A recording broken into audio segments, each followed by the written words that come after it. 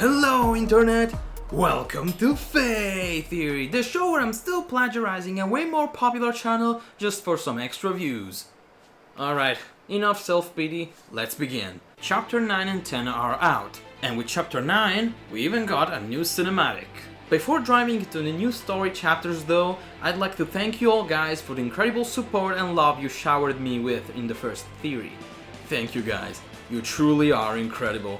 If we're being honest, I am convinced that my previous theory video was the reason we got a new cinematic in the first place. It is weird if you consider that they've never done anything like this before. Before now, they never released a new cinematic while the story was actually still ongoing. They didn't do it for book 1, they didn't do it for book 2, but they did for book 3, after my theory, with amazing voice actors to top, gets somewhat visible. But of course we couldn't make it happen without your amazing support. And even if I am wrong about the new cinematic's existence, you still deserve my gratitude. I'd like to say immediately that this video isn't going to be as deep as the first, so consider this a pilot episode of sorts. Not a different theory, just an addendum to the previous one.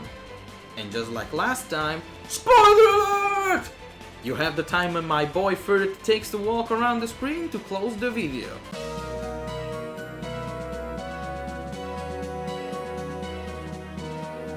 Now, into the story. We have to get our mind gears spinning. We begin chapter 9 greeted by none other than Veronica. She reached us with Loki's help, and she's here to team up with us.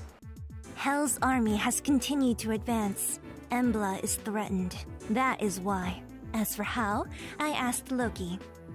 I see. Have you come to help us defeat Hell?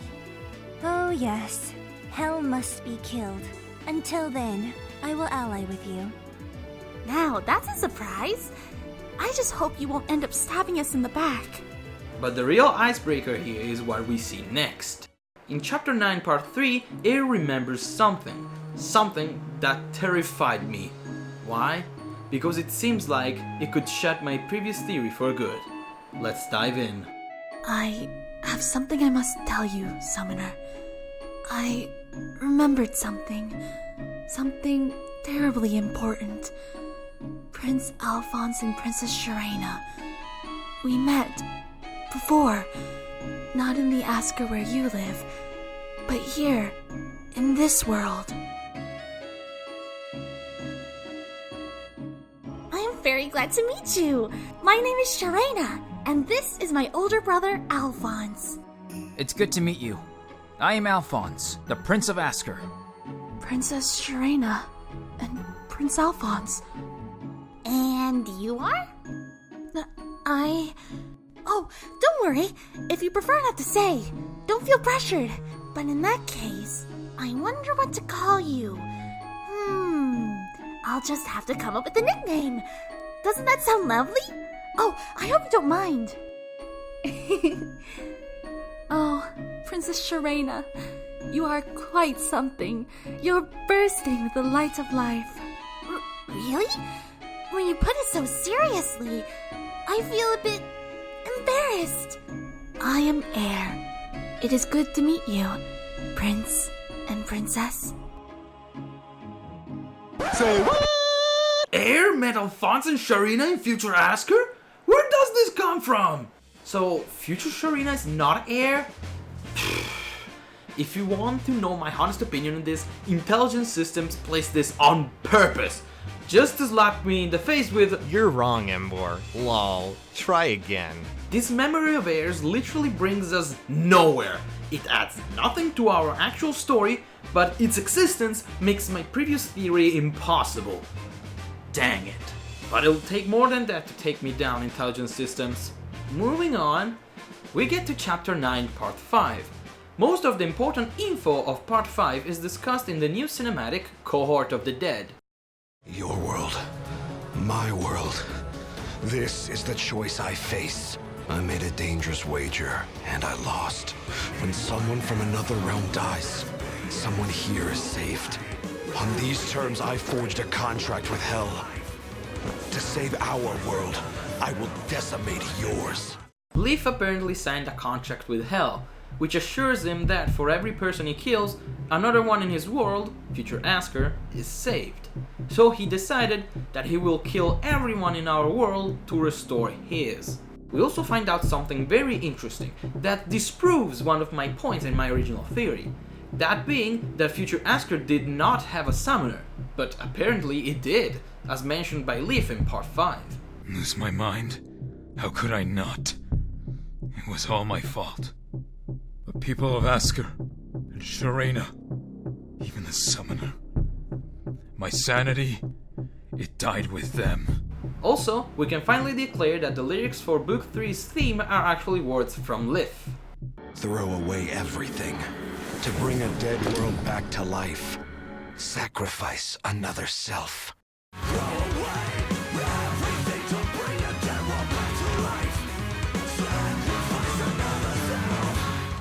And we finally have a name for the Forbidden Heart. Were you able to find any information about the Wright? Angerboda's heart. That is what the ceremony requires. Angerboda is a being of great power. It was Angerboda who gave birth to Hell herself. By harnessing Angerboda's power, we can kill Hell. Angerboda's heart. Angerboda in Norse mythology is the lady that created Hell, and her name means one who brings ill. Fitting, isn't it? To be honest, I'm not sure how to gender identify Angerboda, as in Heroes they shamelessly gender bend Thor, but we're getting off tracks here. Veronica also mentions that the Heart's Right must have generated a weapon that can kill Hell. We cannot perform this rite in our world, of course. But the ceremony has already been performed here. It must be here, somewhere. The weapon, born of the Heart's Right. The weapon that can kill Hell. Just like before, we have no idea what to expect here. We have no information on what is this weapon. In chapter 10, we have a confirmation of our previous theory. Thrasir is indeed future Veronica, and she shares a similar goal with Leaf, or should I say future Alphonse. I will not lose. Not until I can save him. My brother. Don't tell me. You... Indeed, I am Veronica, all grown up. But in the end, you and I are not the same person. 2 worlds, 2 people. Me, from another realm. Hell cannot be killed. But you, Veronica, you I can kill. Why do you aid Hell? She should be your enemy as much as ours! My goal is the same as your own. By defeating Hell, you save your world. But my world has already been destroyed. Who, then, can save it?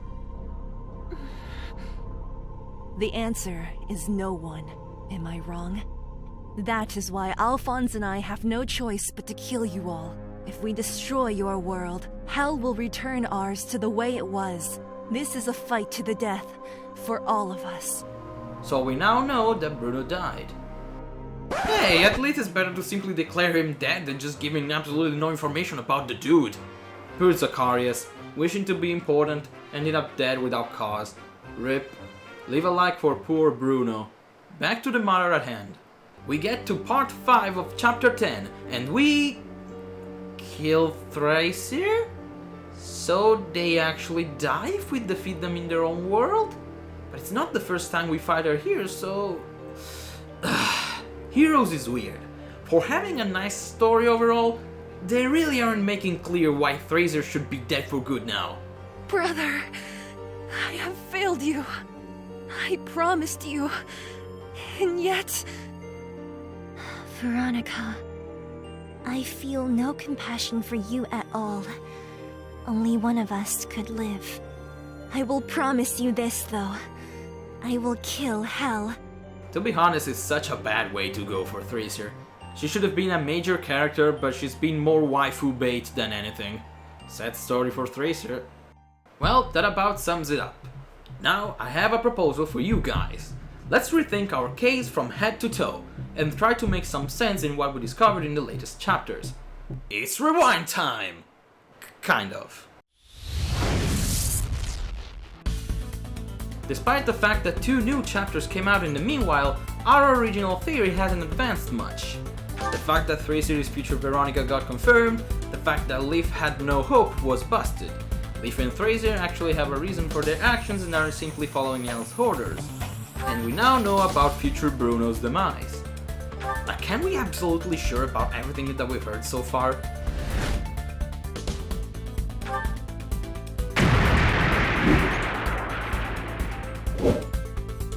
Yep, there's definitely something wrong here. Leaf said that he had a contract with Hell, which saves one person of future Asker for every person he kills.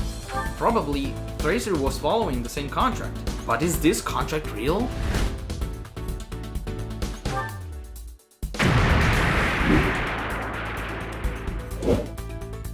Hell is known for being extremely manipulative in Norse mythology. Why would she be any honest here? Future Asker is still deserted despite this phantom contract. Did Leaf and Tracer fail to kill a single person in 10 chapters? That can't be right. Our team spent weeks down in Hell before coming to future Asker, so suggesting that they failed this bad is absurd. But do we have any evidence about Hell falsifying her contract?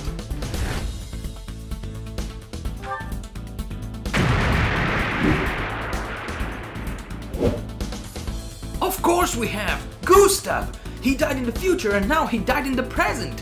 By contract, the future Gustav should have been brought back, but he's nowhere to be seen. Although he was actually killed by Hell and not her generals, the fact that future Gustav is not in Hell either is suspicious at best. Not in Asker, not in Hell. Where is he? I mean, future Bruno is not in Hell either, so something weird is definitely going on. I wonder, is it even possible to bring these souls back to life?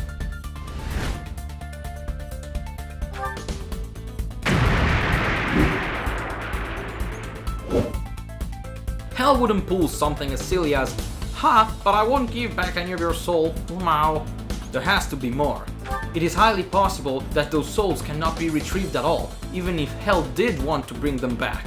All those souls that are from future Asker after all.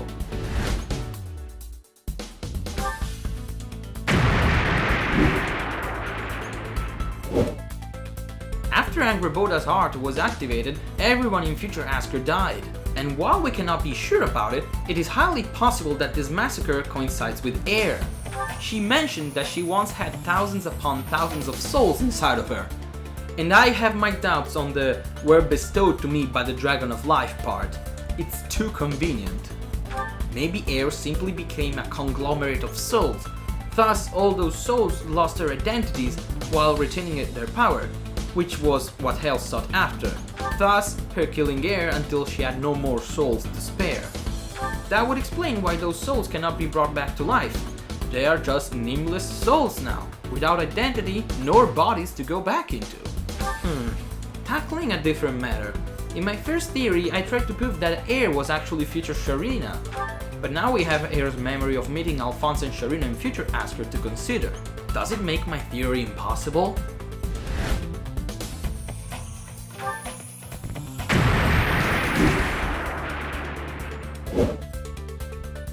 It's true.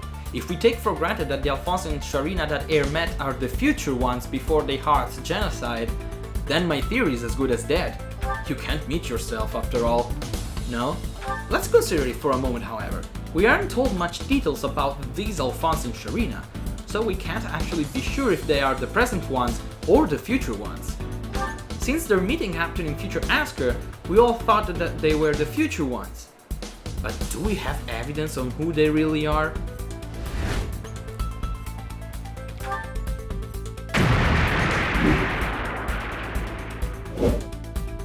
At first, this event seemed only filler dialogue, or even worse, a provocation at my thinking. After all those hints, the fact that she had all those souls inside of her, her memory that leaves so much dislikes, but at the same time would be sad to see vanish. She cannot be Hell's actual daughter, as Hell doesn't know anything about Air's memories with her mother. To see it destroyed in mere seconds and reduce all those connections to rubble would be weird, unless intelligent systems really wanted to take a different route all of a sudden. But we got it all wrong. Intelligent systems is not going back on that, and one of the characters in Air's memory is proof of that.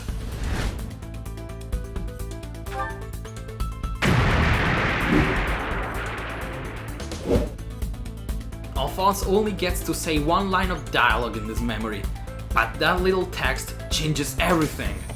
The only known difference between future Alphonse and present Alphonse is their lock of hair's color. They both have blue hair, but present Alphonse has a blonde lock, while future Alphonse has a white lock instead. The one in Air's memory has a blonde lock. This can mean only one thing.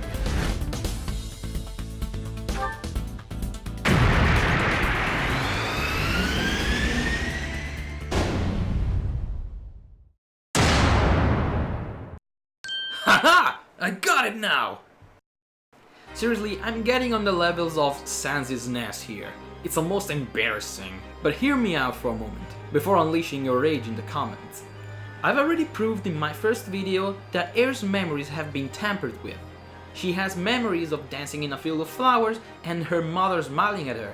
Of course, she sees her mother as Hell, but Hell doesn't know anything about this event. Hell tampered with her memories, and now Air sees herself as, well, Air, and her mother as Hell. But as I already said in my previous video, I'm pretty sure that those memories, in their original state, showed Serena with her mother, Henriette. So this would apply for the memory we see in chapter 9 as well. Of course she's going to introduce herself as Air. I believe that this memory shows our Alphonse and Serena talking to future Serena. It's not impossible for Alphonse and Serena to meet other Alphonses and Serenas. After all, they already did in Paralogue 19, although dressed as rabbits. So for them to meet a very similar version of themselves just a few years in the future is not impossible. But yeah, it is weird that present Serena simply doesn't recognize an older version of herself and asks for a name. Can't you recognize yourself? Or are you playing silly on purpose? I theorize that the difference is in their behavior. Present Serena is joyous, happy, a girl of great emotions, while future Serena could be more similar to Air than we thought. Maybe she was kind of depressed and distant. The main problem with this theory is that it doesn't explain why Serena wouldn't recognize her future self in that meeting. Well, let's be honest, we don't know how much Air's memories were tampered with in the first place, but if they were tampered so much as to change a whole dialogue completely, then we could even consider Air's memories quite unreliable. I'm placing my money on Alphonse's lock of hair. I'm convinced that it is proof of Air meeting present Alphonse and Serena. But then again, how much is intelligent systems paying attention to details? They could have just reused Alphonse's files to show future Alphonse, although then his lock of hair would have appeared incorrectly. Is that lock of hair any hint on those two's real identity? Or just lazy reuse of files? And how did future Asker's souls end up in Air's body? I can't be sure about that. So I'm asking you guys, what do you think about it? Please let me know your opinions and theories in the comments. On my own I can't go any further than this, but with your help we may be able to crack open the case. And in the meanwhile, remember, that's just a theory! A FEH Theory! Hands for watching. Wait, again?